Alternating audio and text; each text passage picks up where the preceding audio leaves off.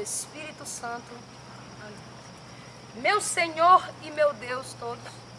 Meu Senhor e meu Deus. Creio firmemente que estás aqui, que me vês e que me ouves. Adoro-te com profunda reverência. Peço-te perdão dos meus pecados. E graça para fazer com fruto. Este tempo de oração. Minha Mãe Imaculada. São José. Meu Pai. E Senhor. Meu anjo da guarda. Intercedei por mim. Desde o início desse ano, eu tenho procurado aprender um pouco mais sobre a filosofia da nossa igreja. E para isso, eu queria começar esse papo com vocês hoje tratando de uma questão. E aí a gente vai perceber no final o porquê que eu estou falando isso. Eu queria que a gente falasse sobre duas coisas que um cara chamado Descartes um dia falou. Esse cara falou sobre ética e sobre moral. Lembrando que ética não existe sem moral, já que a reflexão da moral gera ética. Ótimo. Isso é só para te dizer que dentro de uma cultura, sendo ela a católica, existe uma ética a ser seguida. E eu quero te perguntar uma coisa. A ética da tua igreja diz para que você tenha acolhimento com o seu irmão. E eu vou te dizer uma coisa. O meu coração ainda está aquecido com o que eu ouvi há um ano atrás. O que foi que eu ouvi um ano atrás? Que nós todos ouvimos há um ano atrás. Que aqueceu o coração de vocês. Vocês lembram? Quem estava aqui há um ano atrás? O Papa Francisco. Esse livro são todas as palavras que ele disse quando ele esteve aqui. Eu queria relembrar alguma. Na volta dele do Brasil para Roma, aí os Scamparini perguntou para ele algumas coisas e ele respondeu. Vou pegar bem lá do meio que ele disse. Esta é a primeira pergunta. Depois, você falava do lobby gay. Bem, escreve-se muito sobre o lobby gay. Eu ainda não encontrei ninguém com um bilhete de identidade dizendo no Vaticano que é gay, entre aspas. Dizem que há. Eu acho que, quando alguém encontra uma pessoa assim, deve distinguir entre o fato de uma pessoa ser gay e o fato de formar um lobby. Porque os lobbies, nem todos são bons. E isso é mal. Se uma pessoa é gay e procura o Senhor e tem boa vontade, quem sou eu para julgá-la? O Catecismo da Igreja Católica explica isso muito bem dizendo, abre aspas, não se devem marginalizar estas pessoas por isso, devem ser integradas na sociedade. O problema não é ter tendência, não. Devemos ser irmãos. O problema é fazer lobby dessa tendência. E lobby de gananciosos, lobby de políticos, lobby de maçons, tantos lobbies. Lobbies que ainda mais cedo falamos de outra maneira. Demos o nome de panelinha, por exemplo. O que eu quero te dizer é que num tempo de total expulsão política em Roma, quando Cristo nasceu, onde todos se falavam que o dinheiro era o mais importante, as moedas cunhadas eram mais importantes, as mulheres, as orgias do tempo de Calígula, de Constantino, o Cristo vem te dizer, irmão, eu te quero perto. Eu te quero perto porque eu te amo. E ele vem te trazer uma nova moral. A moral que o povo romano não conhecia. A ética do amor. A nova linguagem de lidar com o ser humano. Ele vem mudar a moral de um tempo. O Cristo, a sabedoria do Cristo, a cristologia. o fogo que arde no teu peito e tu não sabes o porquê, a razão da tua vida. Um dia eu explicando para os meus alunos sobre as várias teorias da criação do universo, supercordas, buraco negro, são várias as teorias de criação do universo. E dentre elas, uma das criações do universo constitui-se pelo cristianismo, pelo criacionismo. E eles defenderam tanto as teorias físicas, só que a maioria deles escolheu o criacionismo para defender. Porque quando eles foram estudar as teorias de criação do universo, descobriram que uma parte do universo é instável e que nada nela existe, mas que já foi comprovado cientificamente, que é do nada que surgiu todas as coisas. E que se do nada surgiu todas as coisas e surgimos também, nós seres humanos, somos o nada. E até para que o nada exista, existe Deus. Até no nada instável, onde não existe nem ar, é comprovado cientificamente que há peso. Que peso é esse? No universo que ninguém consegue identificar. Que partícula iniciática é essa que está dentro de ti, te chama o tempo inteiro? Porque quando tu fazes coisas erradas, tu sabes que tu estás fazendo coisas erradas. Porque aquela tua voz lá no teu hipocampo neurológico te diz que nada mais, nada menos do que a voz da tua consciência. A voz da tua espiritualidade te dizendo, não faça. Pondere, pense. E por que não pensar nas palavras que eu deixei para ti? Tu és o meu filho e eu te quero perto. E eu te desejo e eu te amo. O que eu quero te dizer é, eu sou uma pecadora. E eu estou aqui para te dizer que se eu me salvei, meu irmão, tu também pode te salvar.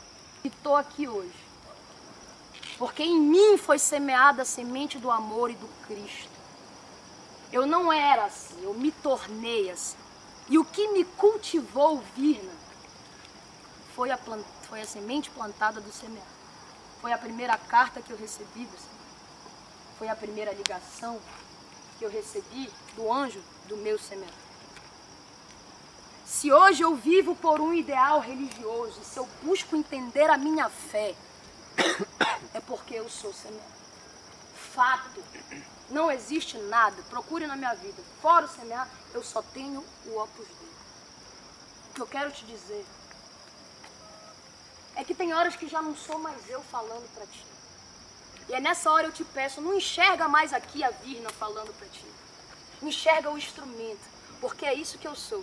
Como ali, que está nas mãos do Alexandre. Se eu não tocar aquele pedaço de madeira com cordas, ele não tem utilidade nenhuma. Se eu não me deixar tocar pelo amor de Deus, se eu não me deixar viver o amor de Deus e amar o meu irmão sem preconceito. Eu só usei essa passagem para te mostrar mais uma vez que eu estou aqui agora, mais uma vez disposta a me despir dos meus preconceitos, das minhas reservas e para abrir mais uma vez a minha vida para ti e te mostrar que eu sou fraca, que eu tenho defeitos como todos vocês, mas que eu aprendi um pouquinho com todos vocês que eu posso ser melhor. E se eu tenho essa capacidade que eu não tinha antes de estar aqui hoje, foi assistindo a Priscila, foi aprendendo com o Léo, com a Camila, foi saindo com a Yara, foi fui aprendendo a semear. Hoje, não necessariamente você tem que chorar ou se esvair em lágrimas, ainda que você sinta essa necessidade. Porque hoje o momento é muito mais para que você ponha, e esse cultivar, pelo que eu estou sentindo, é uma tomada de consciência sobre como está a nossa semente dentro de nós. Para que a gente possa semear esta mesma semente no coração de quem está vindo. E outra, mais do que nunca, estar limpo, reto. Não adianta nada você sair daqui totalmente espiritualizado, semeado, cheio da palavra do Senhor e chegar ali de fora e fazer completamente o contrário. Falamos sobre exemplo. Existe exemplo maior do que o Cristo? Eu começo muito das minhas aulas com histórias de coisas que acontecem comigo. Qual era a maior estratégia do Cristo? Não eram as suas parábolas? Muitas vezes uma maneira de você trazer alguém para perto de você é abrindo um pouco da sua vida e trazendo para perto. O Cristo sabia tudo o que ia acontecer com ele. Sabia do seu sacrifício, da sua fogueira, do seu ardor. E ainda assim, ele era ser humano e ele estava com medo no dia. Morrendo de medo. E ele pediu para que não acontecesse, mas ele sabia que para a profecia se cumprir, ele tinha que ser traído. Talvez isso foi até pior do que a dor da crucificação, já saber o fim da história, saber como ia acontecer, porque ele é o Deus. E aí, sem total precedente, ele se faz carne. Ele sai da energia divina, do Todo-Poderoso e se faz homem. E um homem pobre que andava descalço no deserto, carpinteiro, filho de carpinteiro, filho de mãe pobre, uma mulher de Nazaré, o homem da Galileia, Cristo, que só teve 3 anos de vida pública, dos seus 30 aos seus 33 anos, revolucionou o mundo em 3 anos. Eu tenho 3 anos que fiz o semear. E ele não parou de revolucionar a minha vida. Eu não sei viver mais sem servir a Deus. Eu não consigo. Eu não consigo mais levantar de manhã sem beijar o chão da minha casa, pela fé que eu adoto do Opus Dei hoje. E eu beijo o chão todos os dias e digo, Senhor, eu te servirei, porque eu fiz essa opção. E eu ainda não me sinto nem um pouco grata pelo que o semear fez por mim. Porque eu queria levar o mundo inteiro para o semear. Porque eu queria que todo mundo sentisse o que eu sinto até hoje. Essa chama que arde, que às vezes ela se apaga um pouquinho pela preguiça, por vários motivos, pelo nosso egoísmo, pela nossa falta de compreensão, de não querer entender o outro e querer principalmente mudar no outro, que muitas vezes a gente queria que fosse a gente. E muitas vezes isso vem de inveja, vem muita coisa porque a gente sente isso e a gente é ser humano. A questão é, se perdoe. E perdoe para que você seja perdoado. 70 vezes 7 são tantos os números. O 8, o infinito do amor. Quando João Batista foi batizar o Cristo no Rio Jordão, que é um dos rios que saem do Mar Morto, que chegam até o Mar da Galileia, um rio fantástico, o Rio Jordão.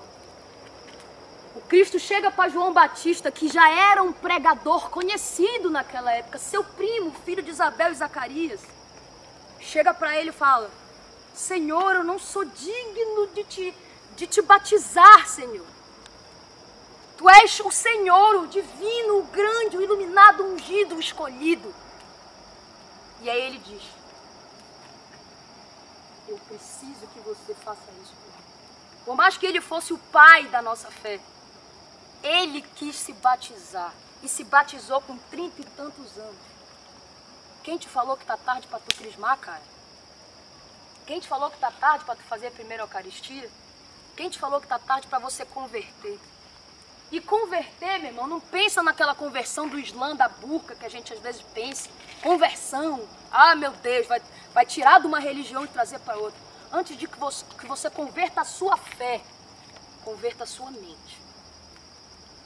Converta a sua mente ao amor, à amizade e principalmente ao sentimento verdadeiro, porque não há amizade com mentira. Não há namoro com mentira, não há relação familiar verdadeira em cima de mentira. E quem conta mentira vive um ciclo vicioso e sempre tem que lembrar da outra mentira. Então joga com a verdade, porque pode doer. Como Cristo sabia que doeu a verdade dele, mas ele jamais desistiu e levou até o fim. E morreu para te salvar. Já pensou nisso hoje? Que alguém morreu do jeito que morreu. Não foi a morte, peraí que eu vou ali morrer. Não, meu irmão, ele morreu sangrando, furado, humilhado, naquela cruz sangrando, completamente, desumanamente tratado. E ainda morrendo foi furado com uma lança para que ele escorresse o sangue até morrer. E aí, meu irmão, no maior ato de grandeza dele, o ladrão vira para ele e diz: se tu és o filho de Deus, meu irmão, sai daí, brother. Qual é? Tu não é o Todo-Poderoso? Ele vira para ele: ainda hoje, tu estarás comigo no paraíso. Instantaneamente, igual o miojo, 3 minutos, ferveu, acabou. O Cristo levou o ladrão que duvidou dele ainda na cruz morrendo. Foi o cara que subiu, eu tenho certeza que subiu de mandada com Cristo, foi aquele ladrão. É o ladrão mais sortudo do mundo. Quisera eu ter sido ele. O que a gente tem aqui é o que o Cristo quis fazer lá em Israel. O que o Cristo tem com o seu pai, que é ele? Aliança.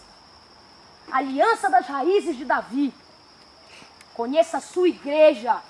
Conheça o Antigo Testamento do Deus vingador para que você ame o Deus do Novo Testamento de amor. Que é o Deus do amor, o Deus acolhedor, que é o Deus do Papa Francisco. E aí sim.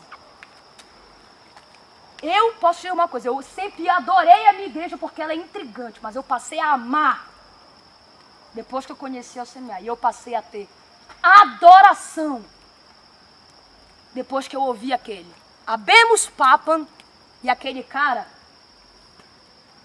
cedeu o ouvido dele a Dom Cláudio Umes, nosso cardeal, e nosso cardeal o abraçou, ainda na sacada do Vaticano, abraçou ele e disse no ouvido dele: não te esqueças do pobre, porque o Cristo é o rei do pobre, não é do rico.